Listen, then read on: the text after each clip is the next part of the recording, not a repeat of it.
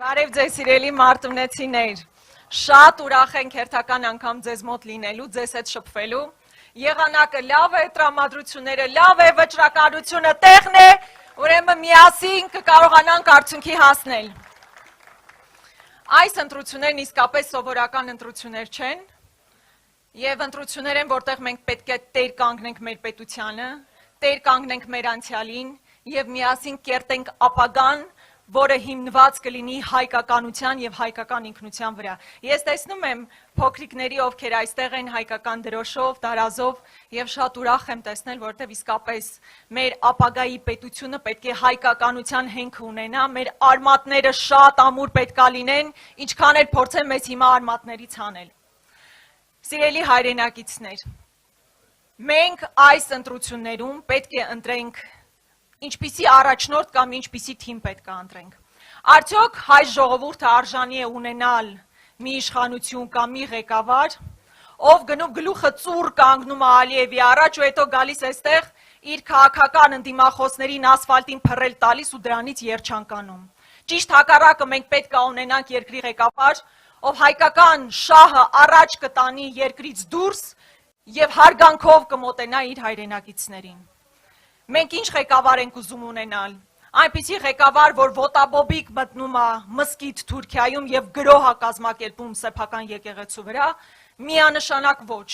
Մեր ժողովուրդը արժանի է որպես առաջին քրիստոնեություն ընդունած ժողովուրդ ամենամեծ հարգանքն ունենալ սեփական եկեղեցու եւ հոգեվոր առաջնորդի նկատմամբ։ Մեզ պետք է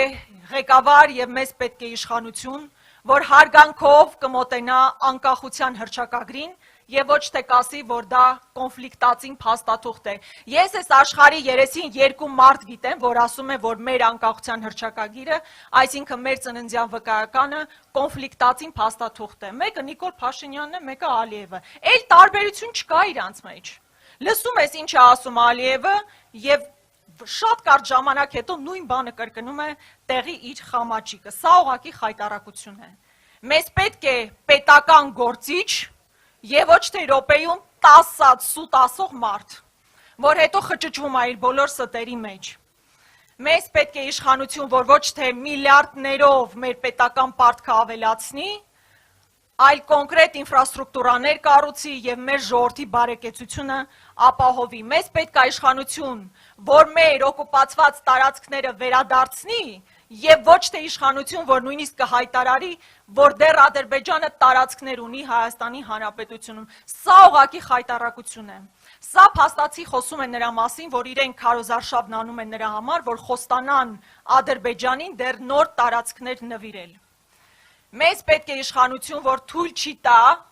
Հայաստանը դառնա բախման թատերաբեմ, որ արկածախնդիր քաղաքականություն չի տանի։ Հայաստանը Ռուսաստանի եւ Արևմուտքի միջև բախման թատերաբեմ պարզապես չի դարձնի։ Եվ ի վերջո ինձ թվում է մենք բոլորս արդեն հոգնել ենք ամենօրյա քաոսից, պերաշկի կուկուրուզ փարթիներից, մեզ կայունություն է պետք, հանգստություն է պետք, տրամաբանություն է պետք ընդհանուր։ Եվ այս ընտրությունները հենց այդ շղթան կոտրելու եւ կայունություն, անվտանգություն եւ մրցունակ պետություն կառուցելու համար է։ Իրականում այս իշխանությանը հեռացնելուց հետո մեծ ծավալի աշխատանք կա իրականացնելու, ընդհանրեն իրան հեռացնելը մի կտորն է։ Հետո մենք պետքա անվտանգ երկիր կառուցենք։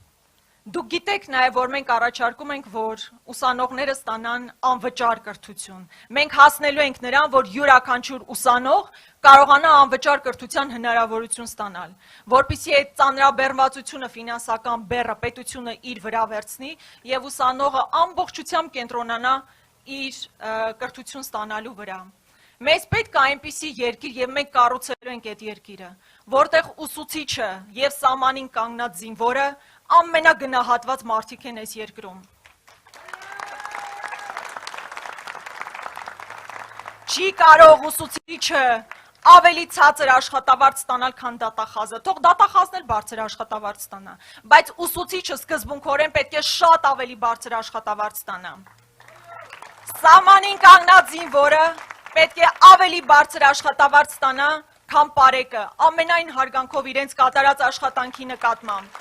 Բայց սահմանին կանգնած զինվորը պետք է ավելի բարձր աշխատավարձ ստանալ, եւ սա գաղափարի, պատկերացումների հարց է, որ մենք իրականացնելու ենք։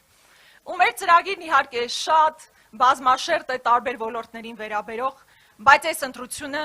մեր ինքնությունը պահպանելու մասին է, մեր արժանապատվությունը վերականգնելու մասին է։ Եվ ես վստահ եմ, որ մենք միասին կարող ենք դա անել։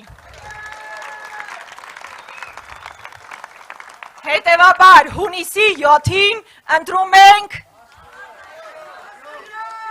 միակ նորից հունիսի 7-ին շատ լավ, շնորհակալ եմ։